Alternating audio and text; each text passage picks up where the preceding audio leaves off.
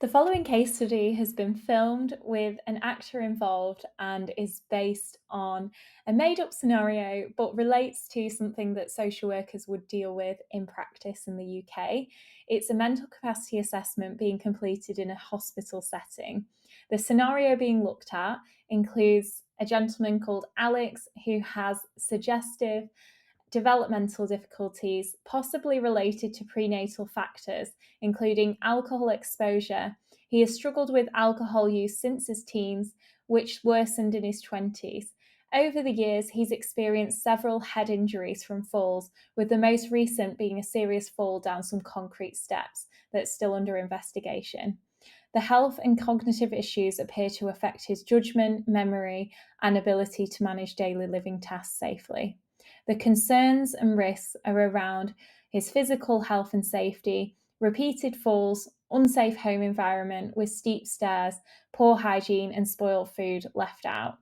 In terms of substance misuse, he regularly mixes his prescribed morphine with alcohol, despite advice not to. And from a safeguarding perspective, there's possible exploitation by visitors offering help in exchange for money or favours.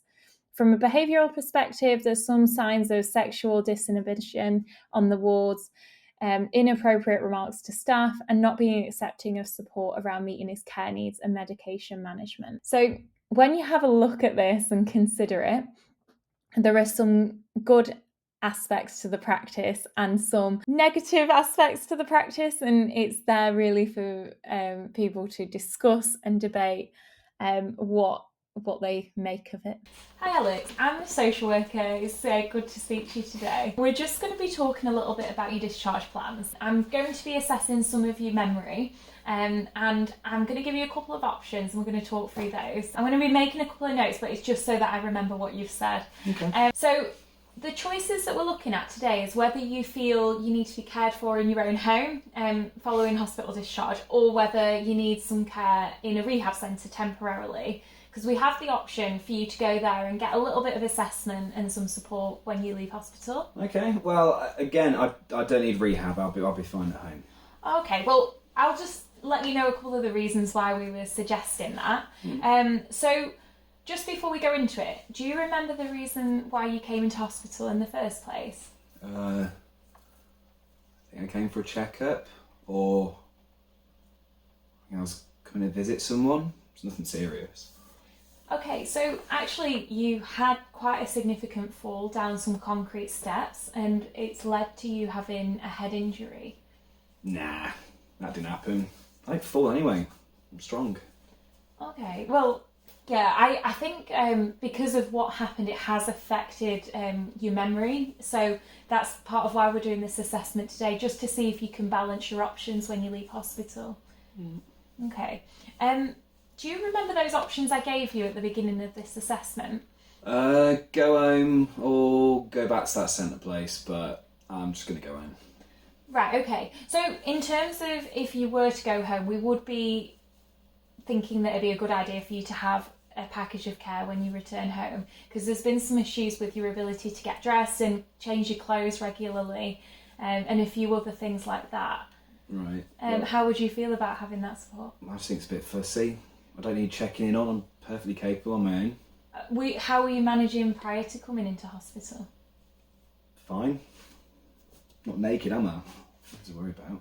Okay, well, a couple of things sort of your family were worried about, particularly around drinking alcohol and that leading to your falls. Nah, look, I do it all the time. It helps me sleep, it makes me feel good, yeah? Yeah. I do it every day, it's nothing to worry about. Okay, and that's your choice. We can get you support around that, but what's happened is you've been in hospital for quite a while and you haven't been drinking and your falls have reduced, but in the past you have had quite a substantial amount of falls. And just because of the way your property is, there's so many steps outside and we're worried if you fall again that you could make your injuries worse. Well, so if I fall, I get back up. Look, people fall every day, so there's nothing to worry about. Right, okay. And I think it's also the mixture of you drinking, you having your morphine as well as your vodka at the same time. Do you know what the risks of that are? Well, apart from losing track of the day. Okay, so it does increase your risk of falls. which is why we think going to a rehab centre and getting more support around sort of your falls. It's pointless. It's pointless. It's a waste of time. I don't need babysitting. I'll be fine on my own. Okay. Okay, so if you were to be going home on your own, we would be looking at support going in. In terms of how you were managing previously, there were times where you were sort of giving your clothes away to people, and that was becoming a bit of a concern. Do you remember why you were doing that? Didn't like them anymore. Went out of fashion. Okay. Saw people that like needed clothes, just gave them to them. What's the problem? Right, okay. And what about leaving food out that isn't in the fridge? What was going on there? Get backish. It's just there. It's ready to eat. So it wasn't to do with your memory or anything like that? Just don't be daft. Or you drinking? No. Okay. Right, so if you were to go home and fall on the stairs again, what do you think the risks would be? Bit of a bump, bit of a bruise. Okay. But people fall all the time. That's what I mean. Like, you're putting all this pressure on me and this worry that bad things are going to happen, but I'm still here. I don't know why I need all this support. Do you think you have any problems with your memory? No. If you were to go to the rehab centre, it would only be for a very short time.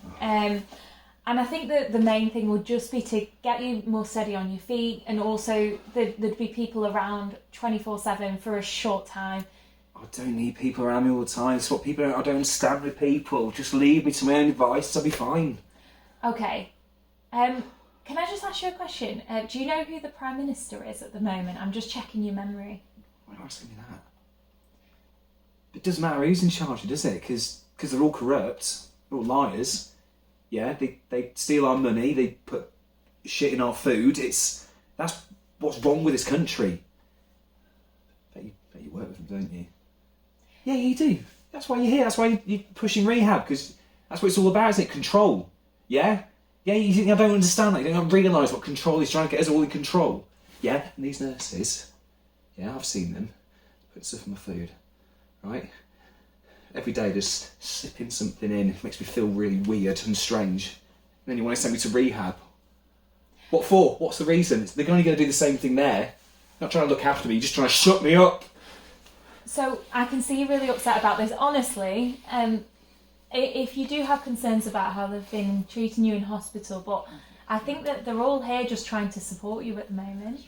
I'm just trying to get to my head and take over what I'm thinking and doing. Can I just bring you back to the assessment for a minute? We're just talking about how your care needs can be met following discharge. Can we come back to that? Yeah, fine, but I'm not. I just want to go home. Yeah, end of. Okay, I think we'll leave it there for today.